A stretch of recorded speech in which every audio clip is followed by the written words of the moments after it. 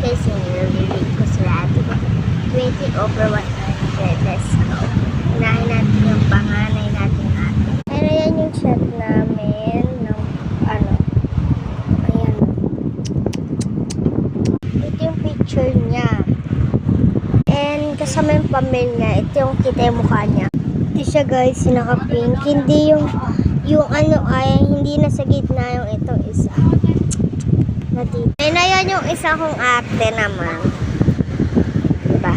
Masungit yan guys. Ito yung ate kong kapag di nasusundot gusto nga antas. Yung is and 5 over 100 ka. Ito guys, si ate ko, kahit anong gusto ko, binibili niya. And ito lang yung picture niya. And ito siya guys, di lang kita yung ano niya mukha. And mabait siya guys, lahat ng gusto ko. And 100 over 100 ka ate May. I love you.